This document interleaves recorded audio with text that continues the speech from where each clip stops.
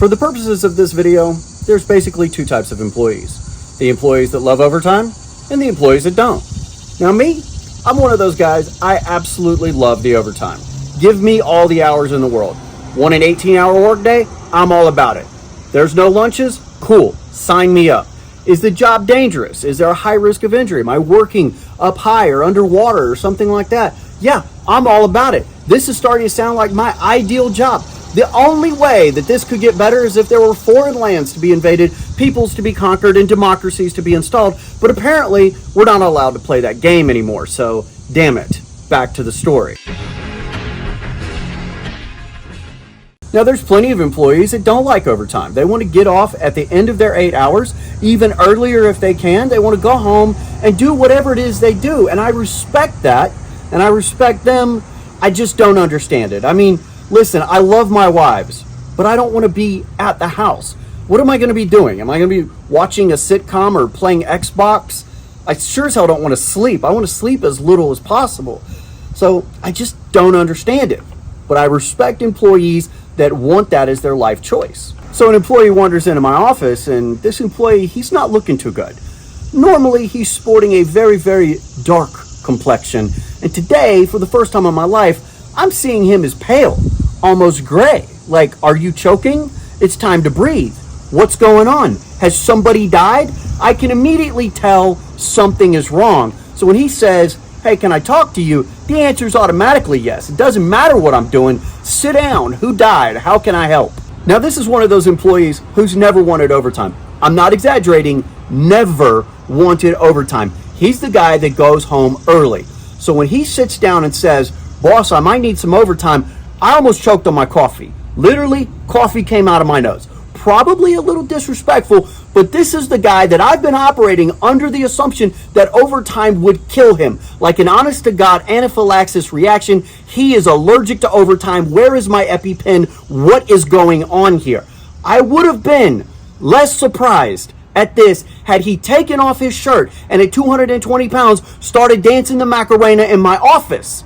I was not prepared for the words overtime to come out of his mouth. Now at this, there are 1,000 things going through my head as I'm trying to analyze the situation that I'm in. Leading the pack is, have aliens abducted my employee and replaced him with a lookalike? Where is my employee? Because this is not my employee. Second, is this like a hidden camera thing? I'm supposed to be the only one with the cameras. Where are the cameras at? Third, has he sustained a head trauma and is in need of treatment? Is this a concussion? But hey, at this point, you've knocked my socks off. I'm all ears. I'm 100% interested and invested. I want to know two things. Number one, what is this paradigm shift? What reality have I been thrust into without my permission? And second off, what's going on in his life? Is there any way I can help? Any way I can fix it? Now I'm insanely curious. So I ask him, what's going on? How can I help? And he explains that he's made several bad choices, and that those bad choices have culminated into one thing, and that's going to cost him about $3,000. And he wants to know if he can work nights and weekends and overtime to make that $3,000 up. Now, whenever I hear him say this, there is a relief that washes over me because I realize this is not such a big deal. So I look at him, I'm kind of excited, and I'm like, yeah, that's easy. We can totally work that out. I thought you had like an actual real problem. This is easy. We can do this. This is just math. So we are now firmly inside my wheelhouse. It's just time to crunch some numbers. So I look at him. I'm like, look, you make about $25 an hour, which means your overtime rate's going to be about $37.50 an hour. You need to make $3,000 net, which means you've got to make about $4,000 gross. At $37.50 an hour, working some overtime, you're going to have to work about 100 hours of overtime, maybe a little more. You'll be able to pay that debt off. Now, when I explain this to him, you can kind of see some relief wash over him. Some colors start coming back to his face, like he's breathing again. He almost gets a little bit of a smile on his face. We're getting somewhere. Nobody's dying in my office today. So now it's time to ask a relevant question, which is, when is this money due? And as soon as I ask the question, smile's gone, back to pale face. Apparently, he believes it's a disaster that this money is due in less than 30 days. Whenever he says this, I just start laughing out loud. Not trying to be disrespectful, but 30 days is a long time to work with to come up with $3,000. We can do this. This is not a problem. And again, we're right back to math. This is just a simple math problem. 30 days, roughly 4 weeks. This is easy. Here's what you're going to do. You're going to work a 10-hour day on Saturday. You're going to work a 10-hour day on Sunday. That's going to get you 20 hours a week. And then you're going to work some overtime at the end of your days, Monday through Friday. Maybe an hour, maybe 2, depending on what you got going on in your life. That's going to get you about 25 hours of overtime each week. That's going to work out to basically 100 hours of overtime, which is pretty much where you need to be. And don't forget, you've got your regular salary that you can, work in there a little bit too, but easy peasy, $3,000 in 30 days, we can do that. That's not a problem. So there it is, a solution in hand. We've almost got this problem solved. He's starting to feel a little bit better. We got a smile that's on its way back. We're making progress. So we got a plan in the works. Everything's coming together. And he looks at me, he's like, so I'll just work some after hours pumps and maybe take the on-calls on the weekends and make that money. And I was like, no, absolutely not. You don't get to just take another employee's on-call shift. That employee may be depending on that money. A lot of the employees look forward to the extra money, the free money of being on call. You don't get to just rob them of that.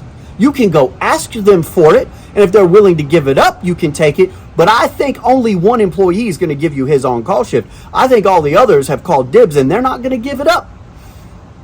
And he's like, well, what am I going to be doing? I was like, you're going to be doing the things that the company needs, the things that need to be done.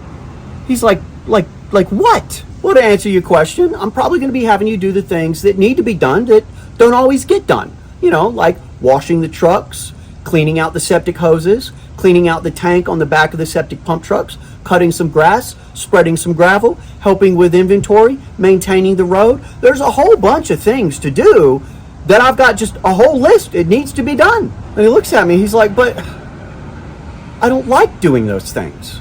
I'm like, wait. Hold on for a second.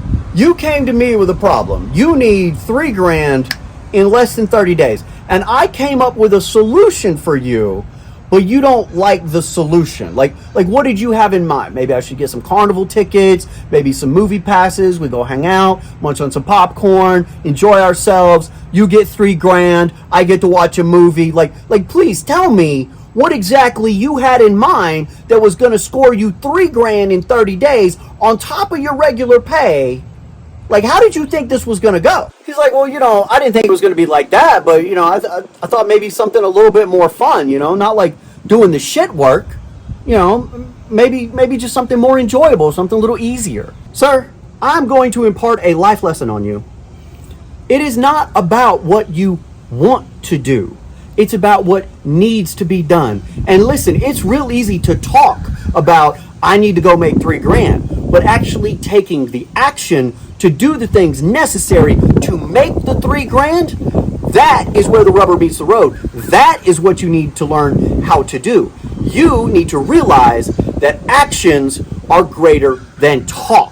And when you can learn that lesson and learn that you need to do what needs to be done and not just talk about it, you will be successful in everything in your life that you need to be successful at.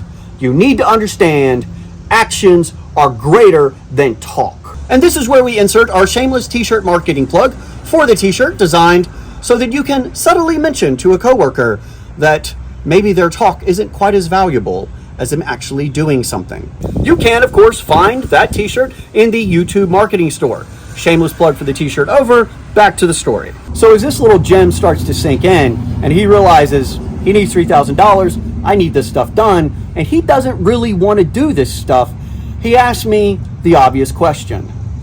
Is there any other way for me to get the $3,000? So I reach down, I grab the pad of yellow sticky notes, and I write on the yellow sticky note what you see here.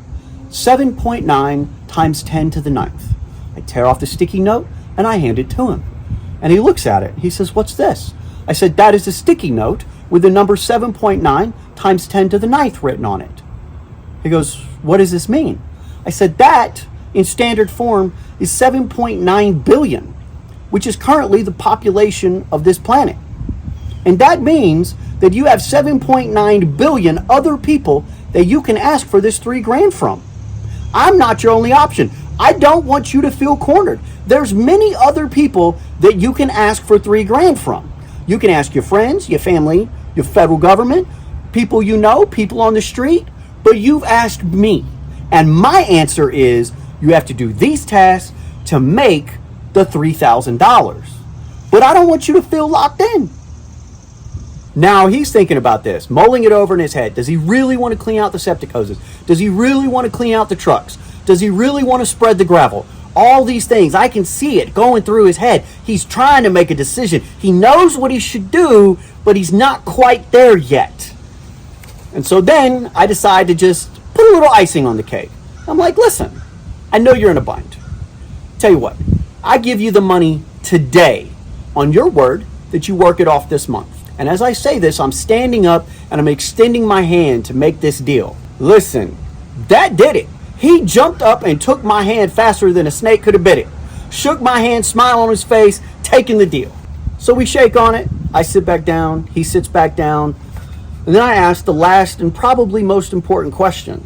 And I'm like, this trouble that you've gotten yourself into, is this the kind of trouble where like you owe grandma $3,000 and you got to pay it back? Or is this the trouble where like you owe some people $3,000 and maybe you can't take care of it on your own, and maybe like me and my brother need to go with you to handle this so that we can make sure that it's taken care of the first time and nobody's taking advantage of you? Now listen, as soon as I make this offer, he gets wide-eyed. The prospect of having my brother come out and handle a problem with him is definitely more than he needs, and he's like, look, no, there is nobody on this planet that I'm gonna sick your brother on. This has not risen to that level of crucialness, okay? I can totally handle this on my own. I'm like, okay, because it's no problem. I just don't want there to be any misunderstandings between, you and the other party that lead you to be back in this situation again. He's like, no, absolutely not. It's nothing like that. I'm good. Thank you for the offer. Your brother doesn't even need to know about this. I'm like, okay, not a problem. Now, I'm very happy to say that number one, the 30 days has passed. The employee has done everything on their end to pay that debt back to me. He's now debt-free to me and debt-free to them. He is very, very happy. And of course, I have his permission to tell this story on the app. So it's not like I'm airing anybody's dirty laundry that they don't want aired. But there is a tiny, interesting little tidbit of a fact that is a takeaway from this story. This individual has started to realize the additional money that can be made through the magic that is overtime. And since he's worked off the debt and seen what his paycheck could have been before I took the deduction out, he has started working a little bit more overtime. And by looking at things in his life, I think he's, enjoying the niceties that extra money can buy. Because I think for the first time, he realized he's not on a fixed income. He's on a fixed level of action. And if he changes his level of action, that will change his income and substantially improve his life. It's weird how the world works like that.